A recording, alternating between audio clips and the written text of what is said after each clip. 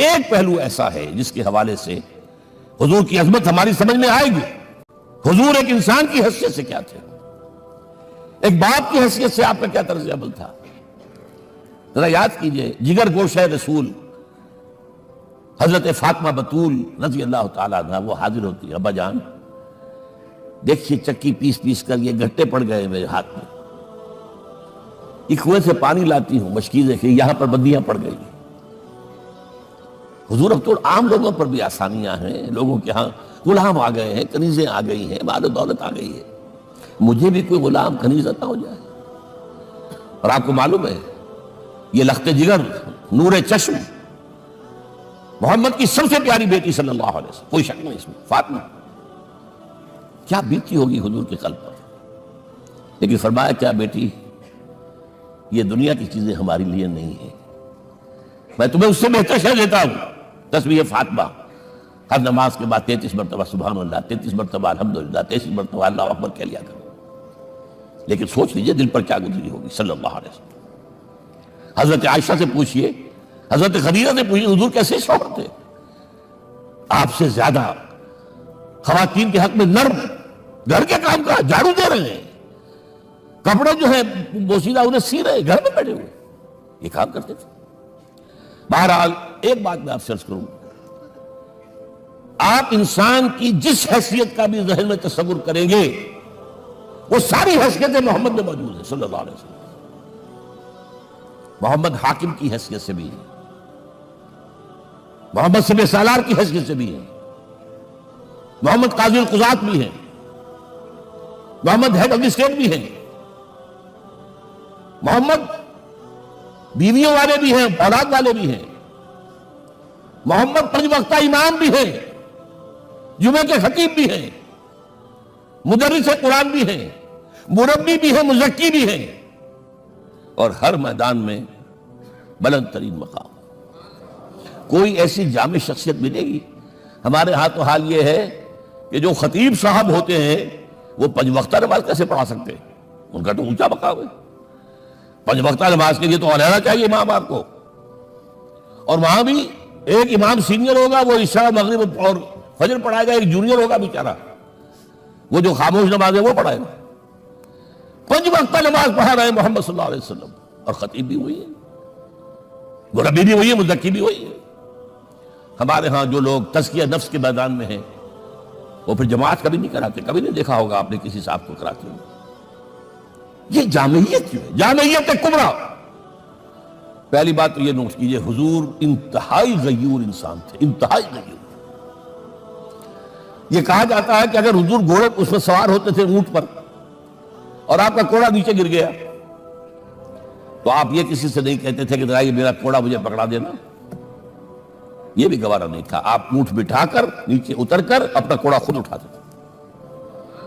کسی سے اپنے ذاتی کام کے لیے کوئی مدد مانگنا امکان ہی نہیں۔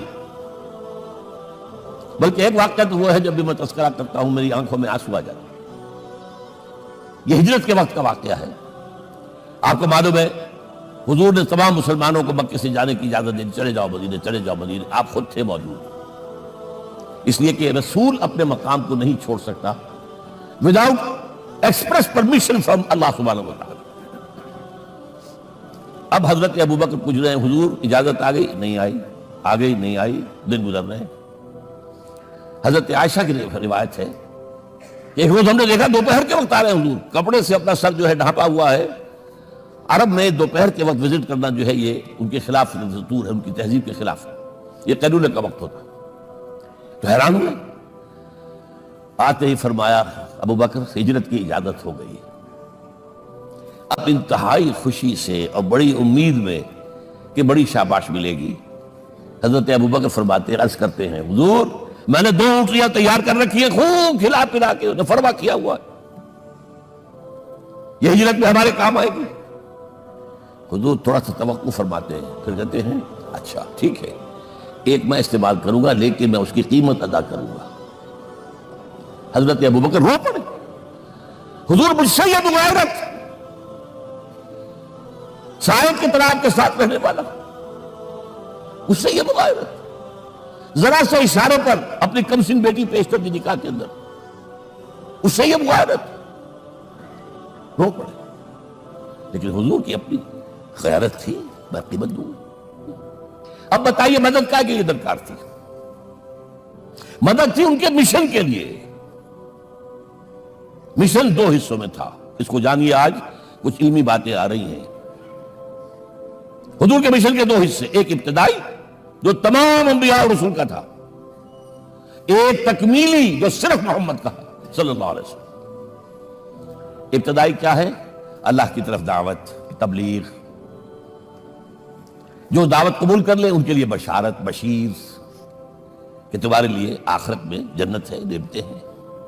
رد کر دے ان کے لیے نذیر، خبردار کرنے والے، جہنم کے لیے تیاری کر لو. داعی اللہ، اللہ کی طرف بلانے والے.